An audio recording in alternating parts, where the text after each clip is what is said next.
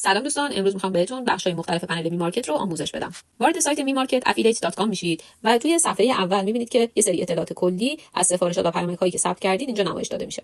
روی گزینه عکستون و یا حالا آواتارتون که بزنید، اینجا اطلاعات کاربری شما نمایش داده میشه. از همین بخش هم میتونید شماره شباتون رو وارد بکنید. روی تب محصول که بزنید، تمام محصولاتی که ما داریم اینجا نمایش داده میشه براتون. از گزینه فیلتر میتونید تمام دسته‌بندی‌های مختلف و محصولات مختلف ما رو مشاهده بکنید.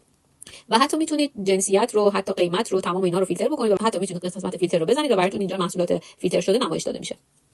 از این بخش شما میتونید برای دریافت عکس و فیلم محصول مورد نظرتون اقدام بکنید. اگر روی هر گزینه‌ای که میخواید، هر محصولی که خواستید کلیک بکنید و این گزینه رو بزنید، اینجا میتونید عکس یا ویدیوشو طبق آموزش‌هایی که قبلا بهتون دادم دریافت بکنید. قسمت فروشگاه اساس. ببینید این قسمت شامل کسایی میشه که خودشون حالا سایت دارن یا اینکه میخوان از طریق ساب دامینی که ایجاد بکنن یک فروشگاهی رو ایجاد بکنن که خودشون از طریق اون تبلیغات رو انجام بدن یا حالا سئو رو انجام بدن تا بتونن اینو به صورت منحصر برای خودشون تبلیغ کنن و معرفی بکنن. خیلی چیز ضروری نیست، ولی اگر که مثلا شما سایت داشته باشید یا بخواید تبلیغات کلیکی انجام بدید، این براتون خب مناسب هست.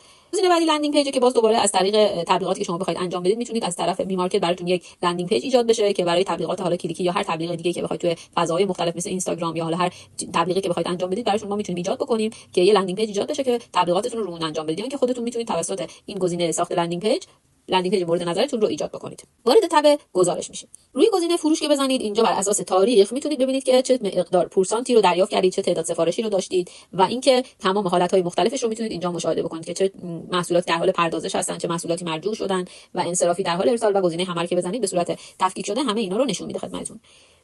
حتی میتونید بر اساس بازه زمانی هم این رو تغییر بدید و تاریخش رو آپدیت بکنید.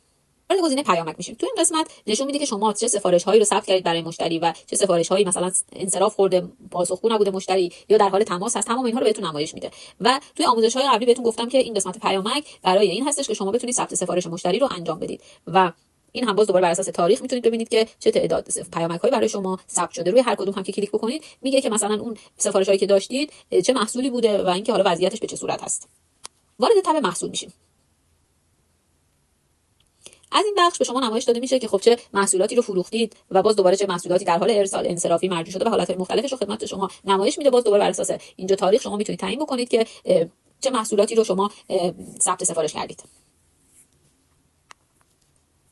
مهمترین بخش مالی هستش.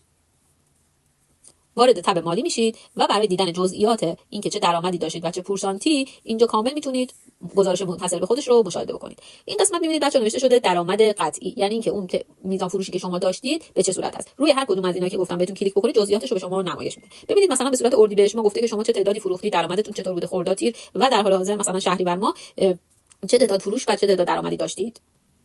بخش درآمد قطعی نشده. این درآمد قطعی نشده بچه برای سفارش هایی هست که در حال ارسال هستش و هنوز به دست مشتری نرسیده و اینجا باز به تفکیک تعدادش و درآمد حدودیش رو خدمت شما میگه.